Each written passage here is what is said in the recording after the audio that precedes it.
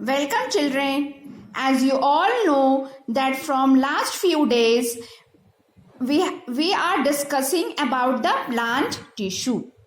Okay children, and in the previous video we had discussed about the activity based on the onion, that is the children growth of root in the onion bulb. With this experiment I just explained you in the last video that we will come to know that how apical meristem is responsible for the growth of the root or the stem of any plant.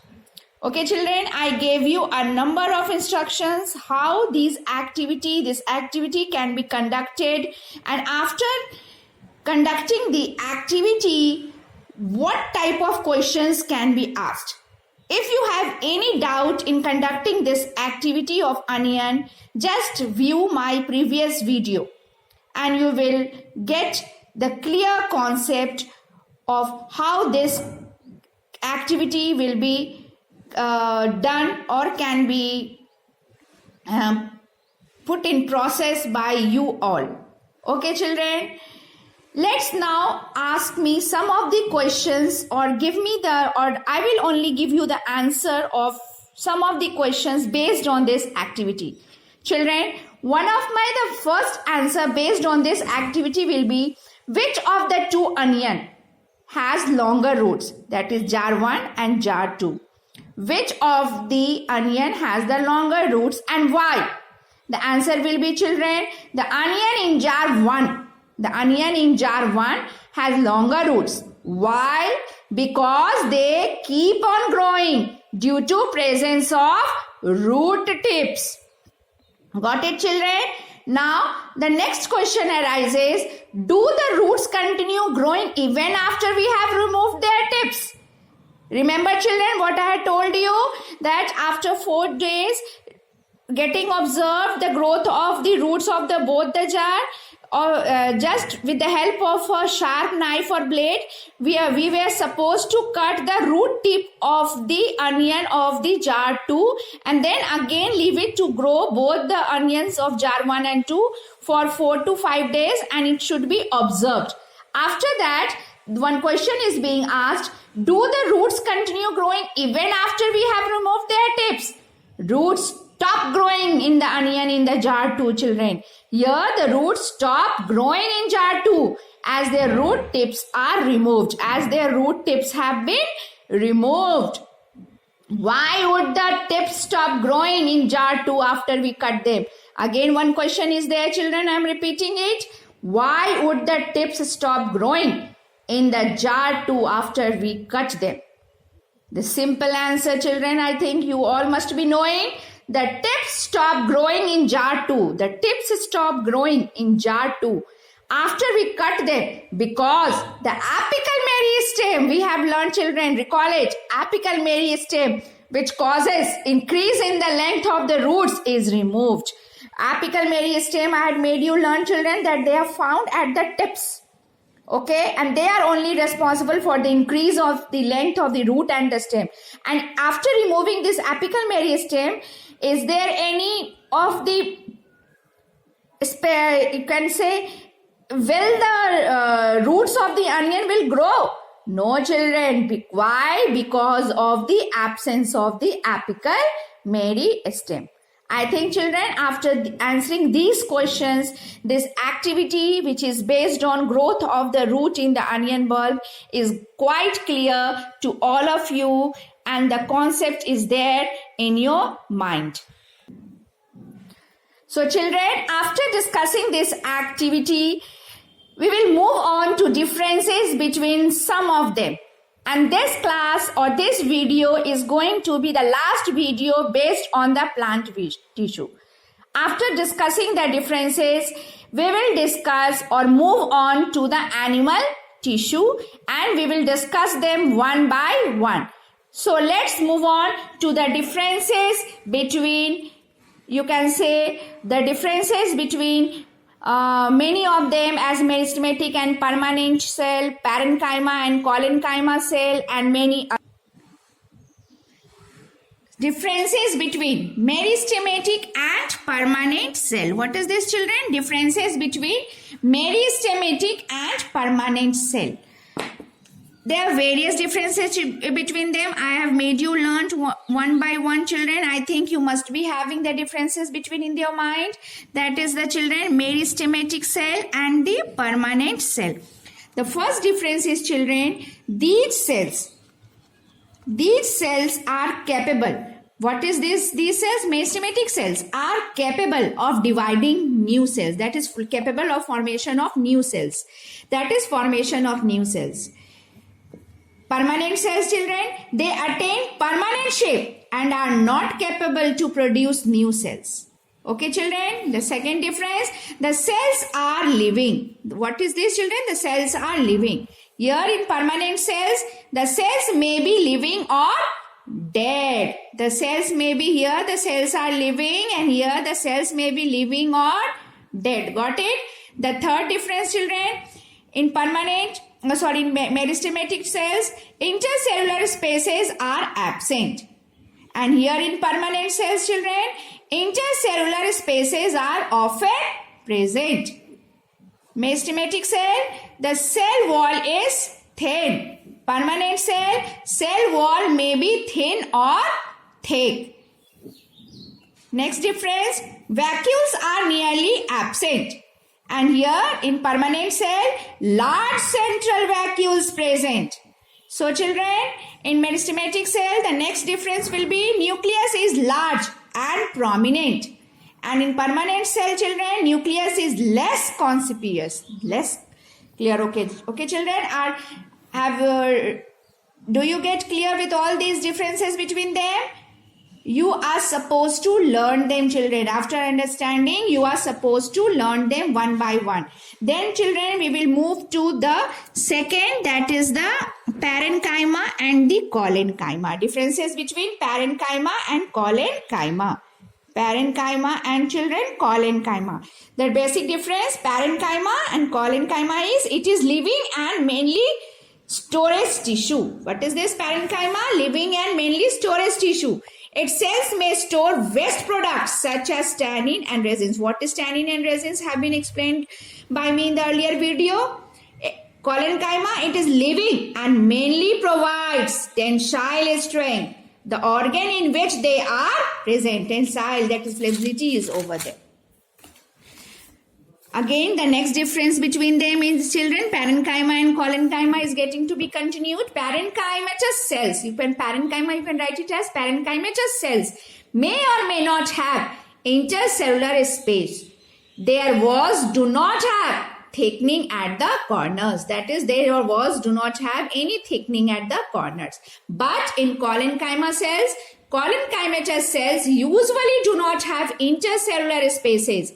They have thickening at the corners of cell wall due to deposition of cellulose and pectin. Why there is thickening? Due to deposition of cellulose and pectin. Now, children, I will move to differences between collenchyma and sclerenchyma.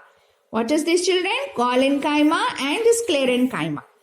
The cells of collenchyma are living and have cytoplasm and the nucleus. The cells are dead. They do not have the cytoplasm and the nucleus. The collenchyma cells have thickening of cellulose and pectin. That is, thickening is over there due to cellulose and pectin at the corners of its cells.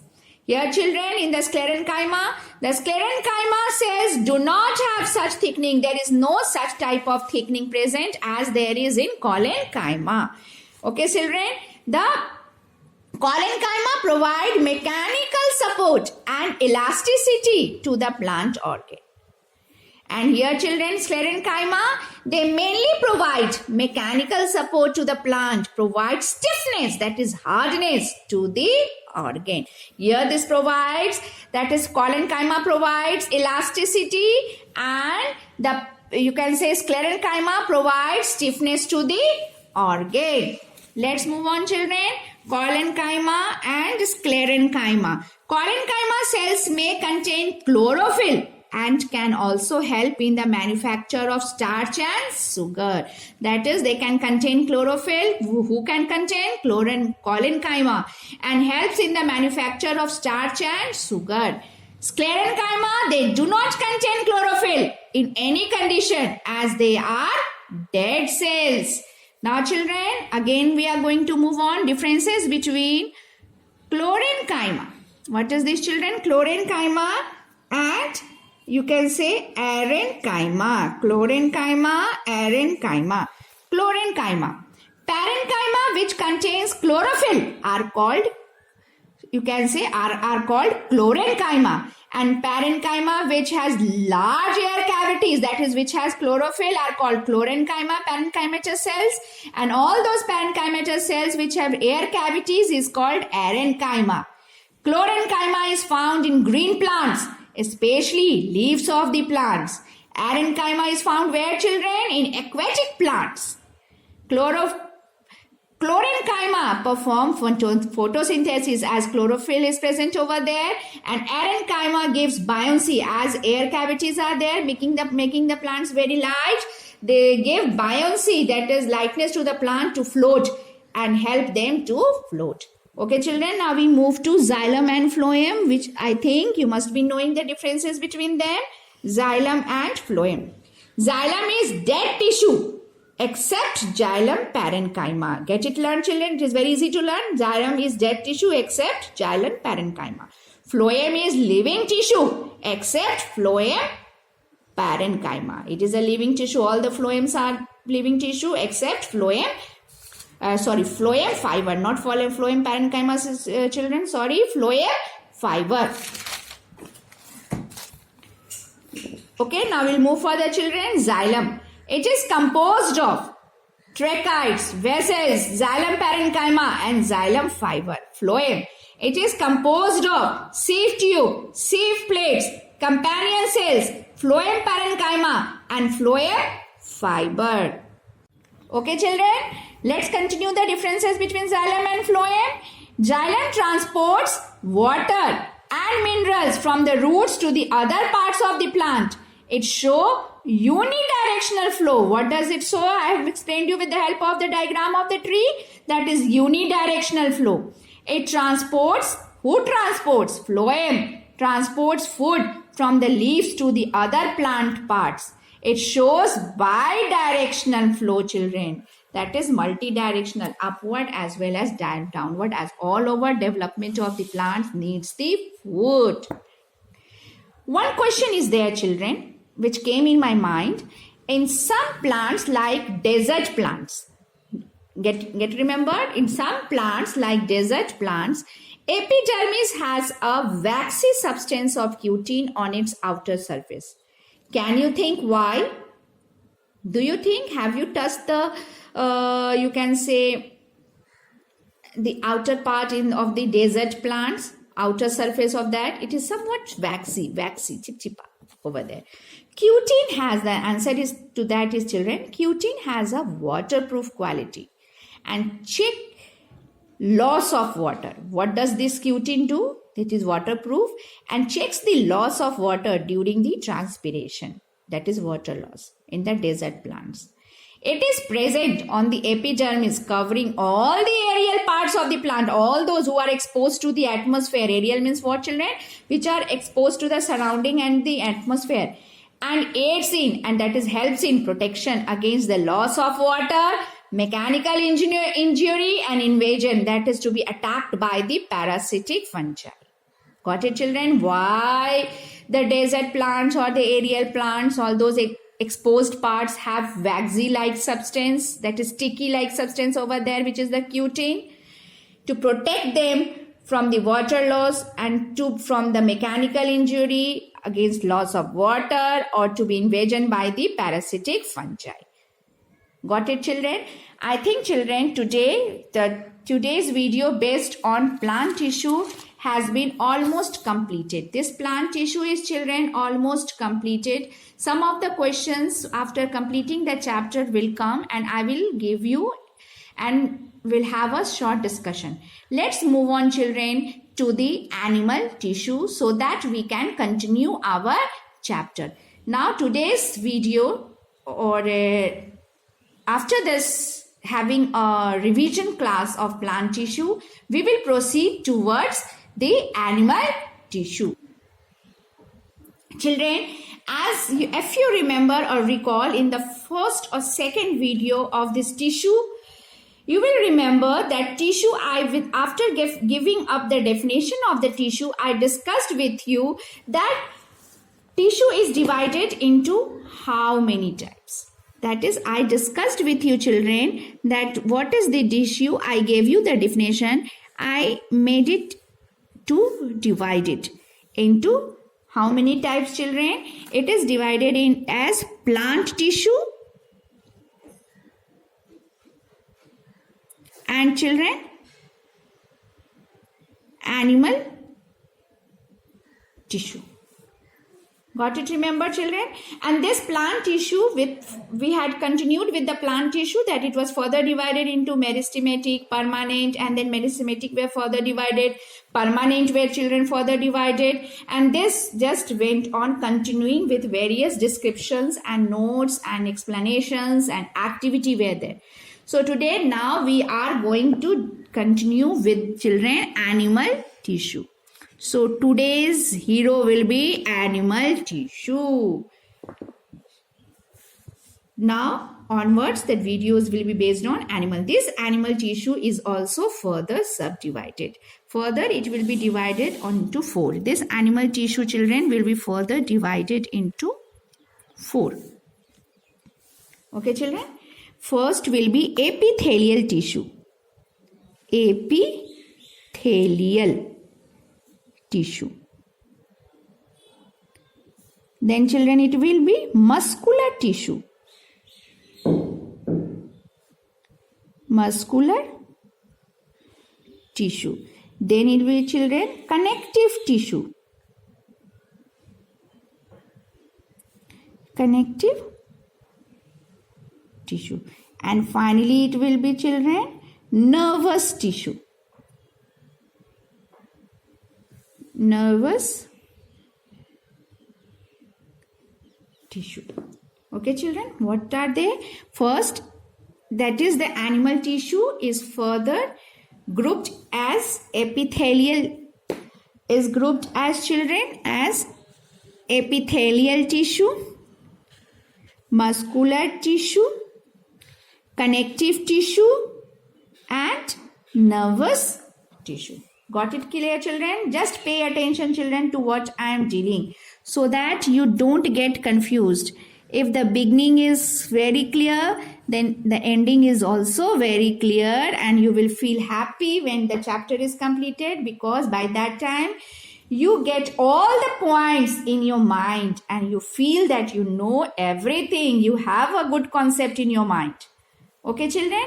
So this epithelial tissue, muscular tissue, connective tissue, nervous tissue as subgroups of the animal tissue are also further subdivided.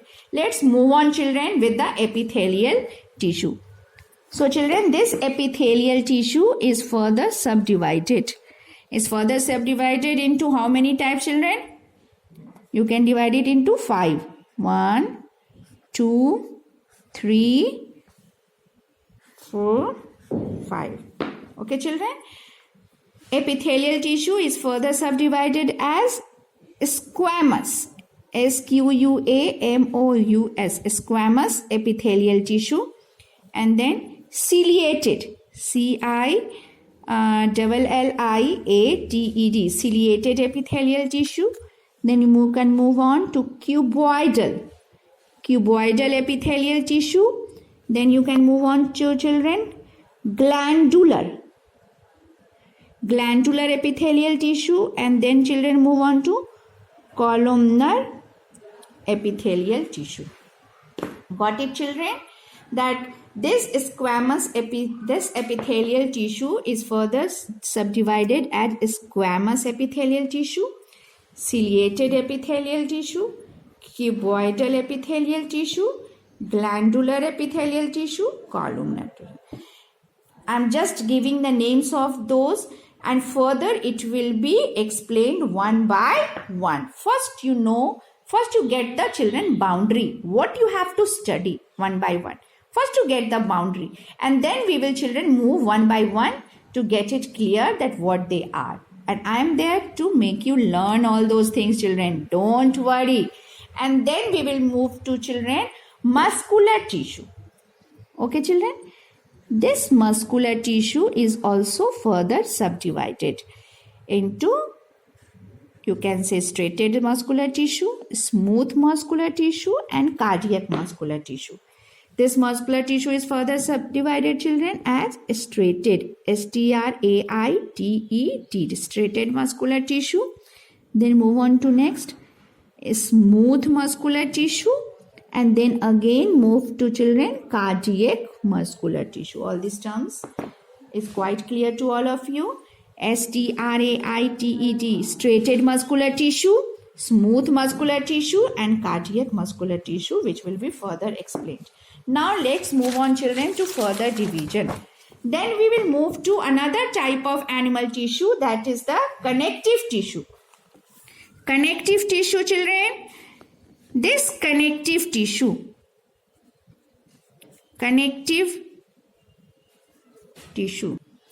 let's, children, this is what we are going to discuss right now, the divisions of the groupings of the connective tissue, which is further subdivided into various types. Okay, children, we will get it learned one by one. No need to panic. You can divide it, children. One by one, I will divide it as areolar connective tissue. Then you can say tendon, ligament, adipose connective tissue, skeletal connective tissue, which is further subdivided, children, and then which can be, you can say it, which is further subdivided, and then fluid connective tissue. Let's move on, children, to types of connective tissue. That is areolar, areolar, areolar connective tissue. Then we will move to tendon. You have studied in your lower classes. Ligament, and both together can be written as dense, ghana, dense, regular, connective tissue. Got it, children? And then we move on to next type of connective tissue, adipose. Adipose connective tissue. Then skeletal. Skeleton, you know, children? Skeletal connective tissue. And this is, children, further subdivided. This skeletal connective tissue is further subdivided into two. That is, children, cartilage. You all know these terms. You have studied in your lower class. Cartilage, bone. And then we will move on, children, to last type of connective tissue, that is the fluid connective tissue. Children, this fluid connective tissue is further subdivided. Okay, children, is further subdivided into blood, lymph. Okay, children, and this blood is, children, further subgrouped into plasma and blood cells. Into what, children? This blood is divided into plasma and blood cells. And these blood cells are composed of what, children? 3 types. You all know this. 3 types. Now you are having the proper study of biology. That is the RBC. Then that is the red blood cells. Okay, children. Then you will go for white blood cells. And then we will move on, children. Most important, blood platelets. PLATELETES. Blood platelets. We have another names for this: RBC, white blood cells, and blood platelets. We will move on.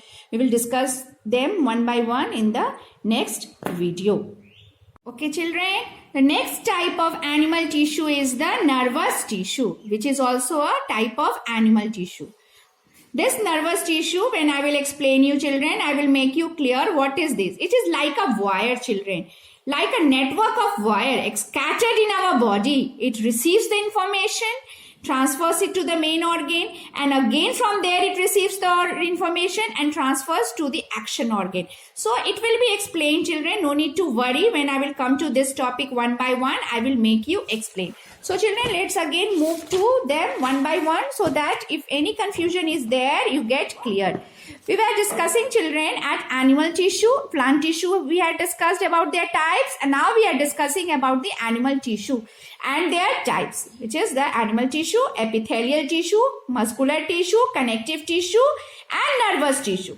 Epithelial tissue and its types, children: squamous, ciliated epithelial tissue, cuboidal epithelial tissue, glandular epithelial tissue, and columnar epithelial tissue. Muscular tissue, children, types: that is the striated muscular tissue, that is striated, smooth, cardiac. And then we will move to, children, that is the connective tissue and a nervous tissue, which is also another type of tissue which I have explained right now. Connective tissue and its type, children: areolar connective tissue, that is tendon connective tissue, and ligament, which is collectively known as dense regular connective tissue. Adipose, skeletal, which has been further subdivided as cartilage and bone. And then fluid connective tissue, which is further subdivided as blood and lymph. Blood, which is made up of plasma and blood cells. Blood cells, which are made up of RBC, white blood cells, and blood platelets. So children, I think till now you must be clear that what is going to be studied in the animal tissue.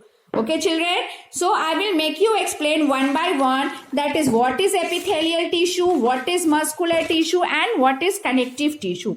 Epithelial tissue, children, it is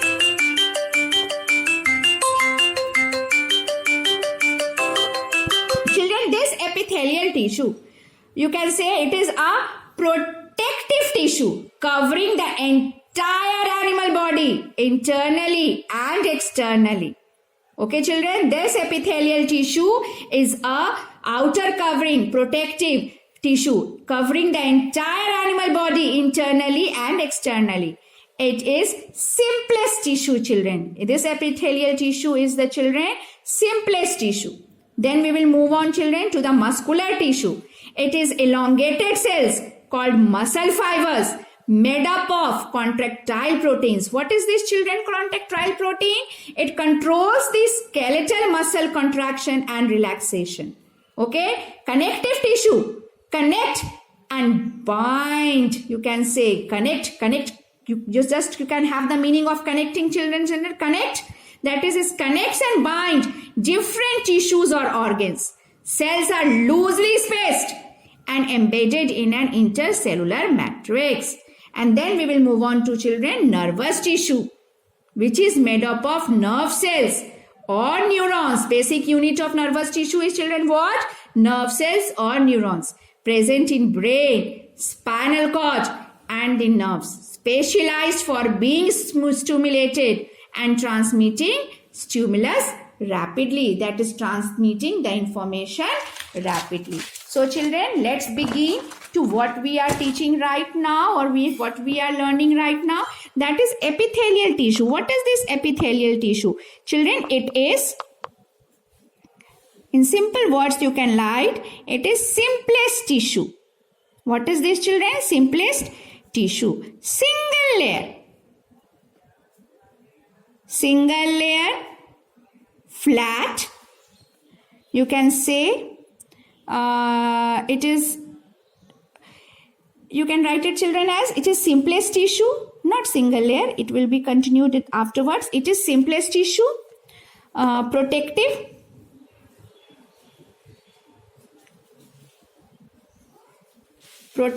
tissue covering the entire, covering the entire animal body, covering the entire animal body internally, not only children, internally and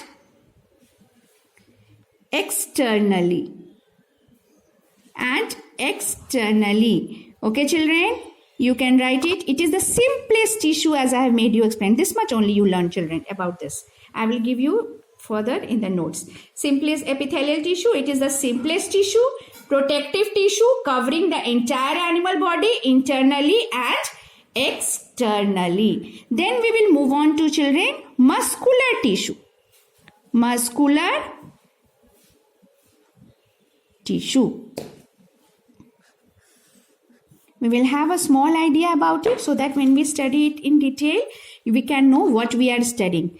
Muscular tissue, it is, children, elongated. It is elongated cells called, what they are called, children? Called muscle fibers. Called muscle fibers, made up of, children, made up of what? Made up of contractile proteins. What is this contractile protein? I made you. It is a special type of protein which is responsible or controls the skeletal movement, that is contraction and the relaxation. And then, children, another point you can learn it as it is responsible. As it is responsible for body movement. It is for what, children? It is responsible. It is responsible for the body movement. Okay, children, got it clear? That what is epithelial tissue and what is muscular tissue. I think in the next, for today, it is this much enough for you all. In the next class video, we will learn about the connective, we will learn about or we'll have a little bit concept about connective tissue and then nervous tissue, and then we will go in detail about the connective tissue and its types and various definitions and explanations, and notes will be given over there. Okay children, have a nice day.